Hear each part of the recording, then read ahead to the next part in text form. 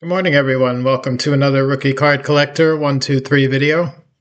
In today's episode, we're going to continue our look at the Negro and Winter League baseball cards for several individuals who played their seasons in the U.S. Negro Leagues as well as Winter Ball in Latin America, primarily in the countries of Cuba, Puerto Rico, Venezuela, Mexico, or the Dominican Republic.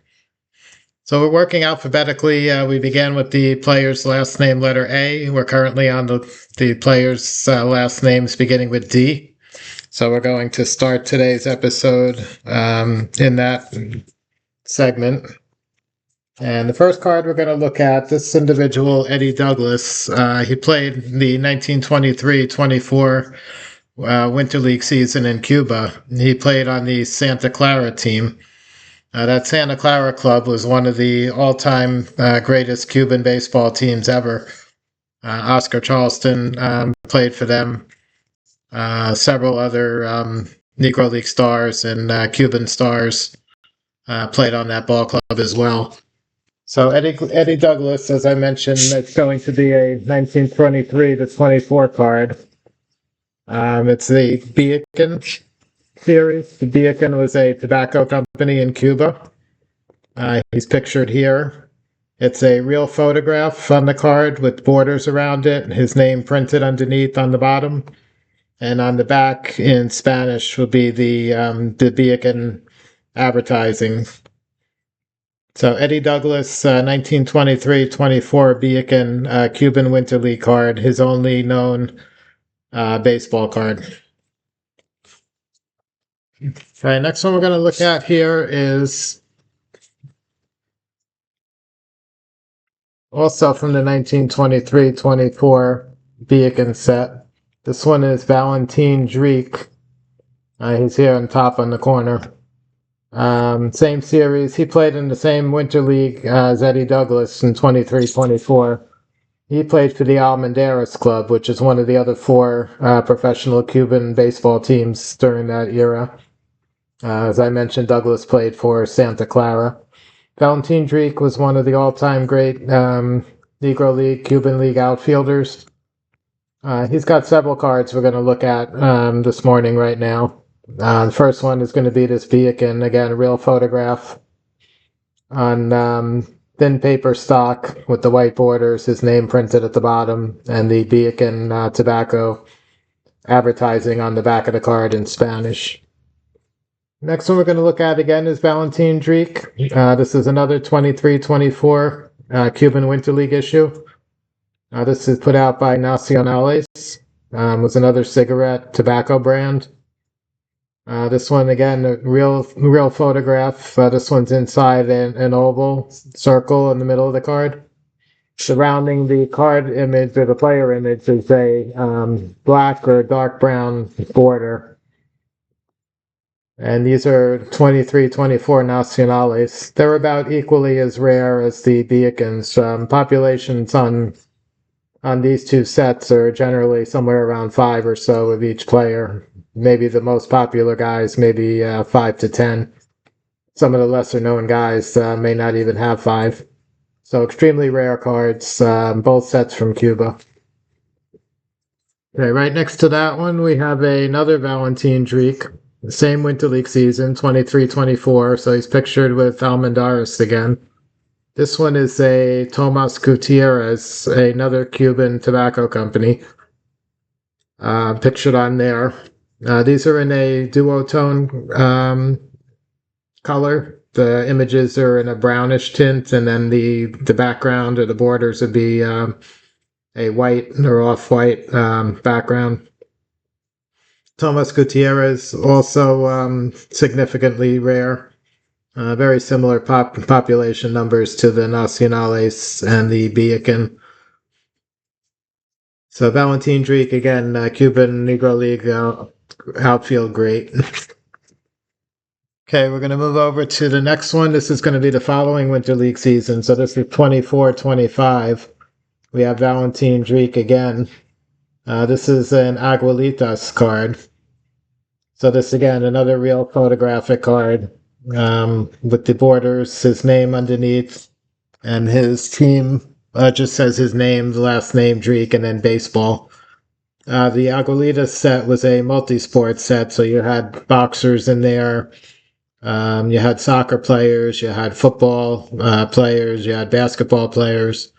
There was about 900 cards, I believe, total in the set, and some of them were non-sport individuals like movie stars and actresses and things like that. So Valentin Dreek, 24-25 Aguilitas. It's called Aguilitas Segundas, which means the second Aguilitas set. Although there was a second set, but this is actually the first set. So somehow in the cataloging over the years, it got misnamed, I guess. But it's always been referred to as Aguilitas Segundas. Okay, right next to that one, we have another Aguilitas Segundas, 24-25 also. Also Valentin Greek, so he appears in two different images, or two different poses in this set. And next to that one, we have the actually the second Aguilitas set, which is named just Aguilitas, as if this was the first set. Again, some kind of mix-up over the years in naming the sets. But Valentin Dreek, again, still pictured in his Almendares uniform. He played with them for a number of years during the 20s in Cuba, Winter League ball. Okay, so that's the images for Valentin Dreek. So we had 7 cards for him. Next player we're going to look at is Frank Duncan. Duncan was an all-time great Negro League catcher. And he's pictured here, the one I'm pointing to with my finger in the corner. This, again, is the 1923-24 Beacon Cuban Winter League set. And Duncan is pictured with Santa Clara. Same team as Eddie Douglas, the first player we looked at today. Duncan was an all-star Negro Leaguer. At the time he played, they didn't come up with the first Negro League all-star game until the mid-30s, and Duncan was pretty well along toward the end of his career at that point. I'm not sure if he actually made any official all-star teams, but he was considered an all-star catcher during the 1920s in Negro League ball. Next to that one, we have another 23-24 Cuban Winter League. This is Frank Duncan again, Frank Duncan Jr. There was a Frank Duncan Sr. who played right around the turn of the century, the first decade of the 1900s. Also a African-American excellent baseball player. So 23-24, Tomas Gutierrez, Frank Duncan Jr., as I said, all-time great catcher. And with Santa Clara here as well. And there's a third Frank Duncan Jr. on the page here. This is the 24-25, so this would be the next season. Also from Cuba. And Aguilitas Segundas. Population numbers on these, again, very similar to the Beacon. Tomas Gutierrez and the Nacionales tend to be around 5 or so examples of each player known.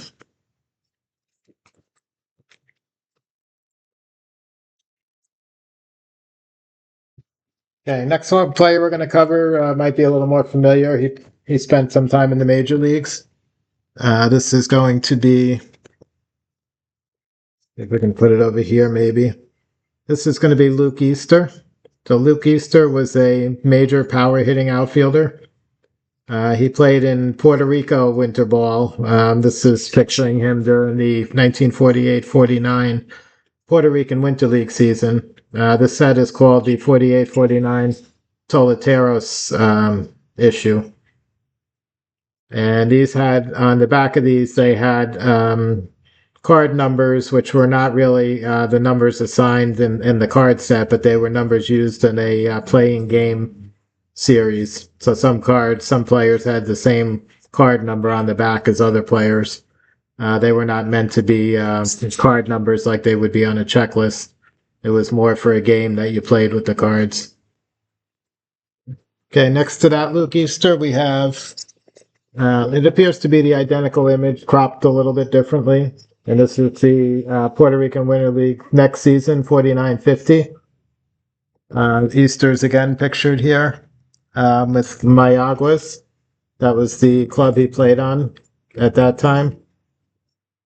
And then there's a third Luke Easter, which is the exact same image again. This was the 50-51 Toleteros Puerto Rican Winter League set. And you can see this is the only one that's in color. The 48-49 and the 49-50 are black and white. The 50-51 Toleteros was the first Puerto Rican Winter League issue that was in color. All three of them the exact same image, just cropped a little bit differently. If you go to the next row below, we've got from the same 50-51 color set, we've got three different Luke Easter cards here. And these are the Toleteros in action. You can see a couple of them. This one is pretty light. That one's kind of light. And the third one is darker, the image. But you can see they're all in action shots, which include Luke Easter in the picture, along with sometimes other players as well. These Toleteros in actions are also very, very scarce. The 50-51 regular Toletero set is probably the rarer of the 3 years that they put out, and the inactions are a little bit easier to find based on my history with them over the years. A little easier to find than the regular Toleteros card would be. Yeah, then we had a 51-52 that was also a Puerto Rican League card the next season. That was the Denia. And I don't have an example. I don't have a picture of that one. The Denias are even rarer than the Toleteros. So many times in the book here, when I get to a Denia card, there's just a note there that there's no image available. Unfortunately, I was not able to track one down. Okay, we're going to look at one more player today. This is a Negro League All-Star third baseman, Howard Easterling. So he appears, his first rookie card, true rookie card, is going to be this 48-49 Toleteros. Again, the Puerto Rican Winter League series with the playing game information on the back of the card. Easterling made multiple All-Star teams in the U.S. Negro Leagues, also played winter ball in Latin America, where these cards were produced. And the following year, 49-50, we've got another Luke Easterling image here. I believe it's actually the same image on both. It's just this one is cropped much closer. This one was taken from a further distance away. And both of these very rare. Easterling's quite a popular third baseman, not in the Hall of Fame, but possibly one of the future guys that might be considered the next time they have a Negro League vote. And we have one more Luke Easterling, Howard Easterling card to look at. It's the one in the corner up on the top here. This is another one of the 50-51 Toleteros in action cards. And this one's in color, like I said, and pictures Easterling for 50-51 Puerto Rican Winter League season. So that's going to wrap up today's episode of our Negro/Winter League baseball card review. Hope you found some interesting players, some interesting images, and cards to look out for. Hope you liked the video. Have a great day, and I'll catch you guys again on the next one.